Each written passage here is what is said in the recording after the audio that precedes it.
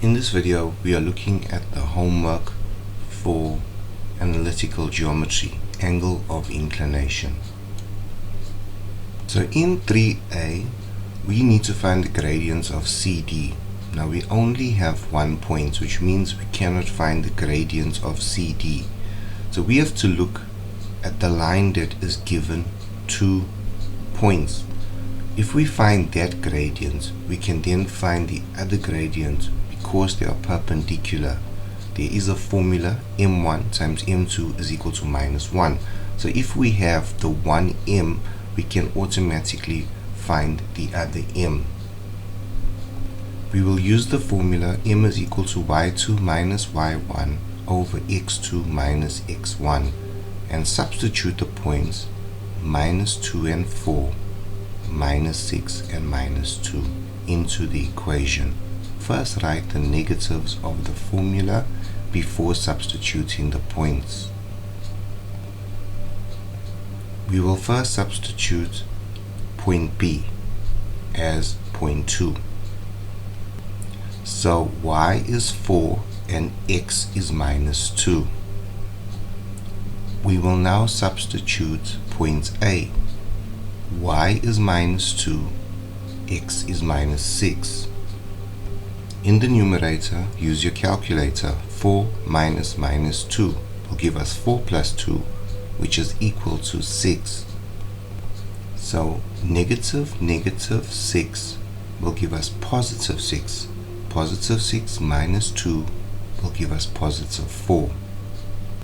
Simplify the fraction, we will get 3 over 2. So m is equal to 3 over 2. Now when lines are perpendicular, we use the formula m1 times m2 equals -1. In other words, we multiply the gradients and we let them equal to -1 when the lines cross each other at 90 degrees. So we will substitute for m1, which was found above. Now we will have to move the fraction over to the other side. If we do that, we will multiply both sides by 2 over 3. So -1 times 2 over 3 will give us a -2 over 3. We can now find the equation of CD by substituting into y is equal to mx plus c.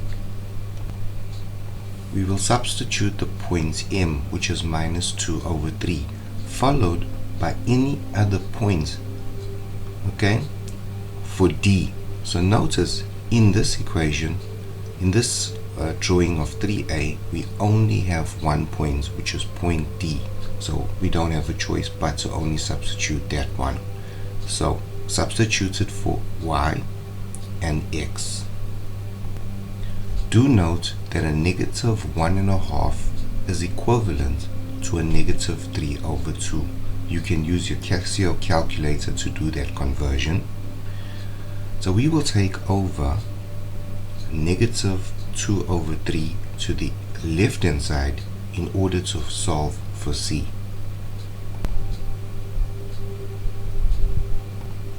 Using our calculator, punching those fractions in, we'll get C is equal to -5 over 6.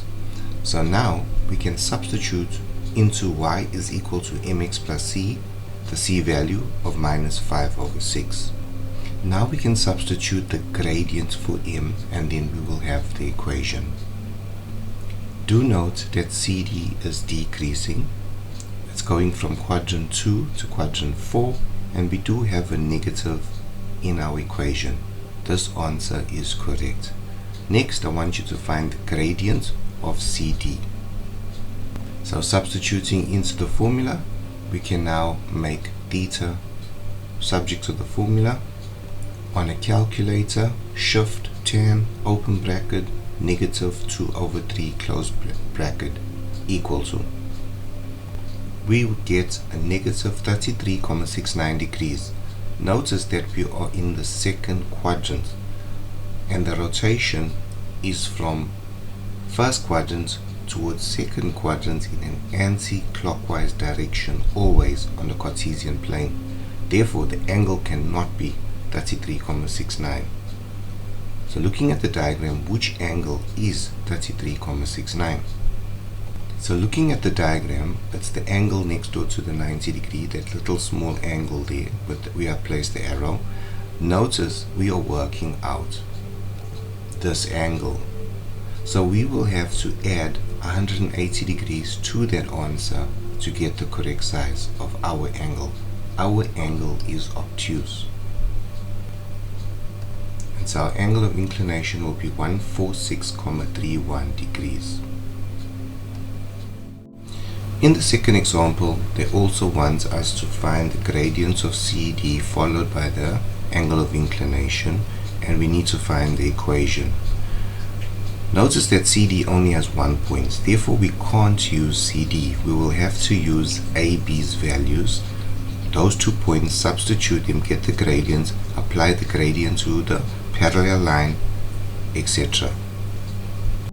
The first step is to substitute the point 2. So the point 2 will be point B, 3 over 2. So y is 3 and x is 2. Then we will substitute the point minus 2 and minus 5. Y is minus 5 and x is minus 2. 3 minus minus 5 will be 3 plus 5, which will give us 8 in the numerator. In the denominator, we have 2 minus minus 2. 2 plus 2 is equal to 4. 8 divided by 4 is equal to 2. So the gradient of AB is equal to 2. Now here the lines are not perpendicular. Instead, they are parallel. When the lines are parallel, the gradients are the same. So the formula is M1 is equal to M2. We can substitute M as equal to 2 into Y is equal to MX plus C.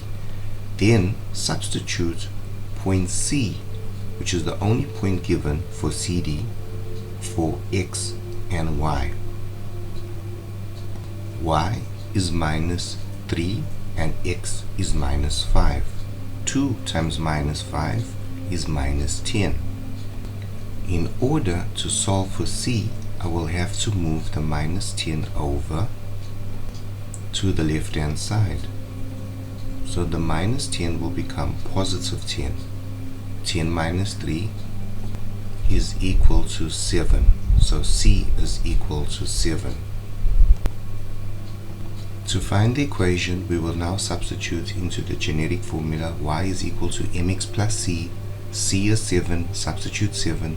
The only thing to substitute next would be m, which we already had, which is 2. And so therefore our equation is y is equal to 2x plus 7. The next step, we want to find the angle of inclination. So tan theta is equal to 2. Next step, a shift tan 2 equals 2. So theta is equal to 63,43 degrees. Notice that the line is increasing. The angle is anti-clockwise. So if you look at that angle, it's an acute angle, 63 degrees, correct, you are right. Tell me, what will be the angle of inclination of AB? It will be the same. Why? Because the lines were parallel. M1 is equal to M2. And we know that the gradients were 2. So since the gradients were the same, the angles will be the same.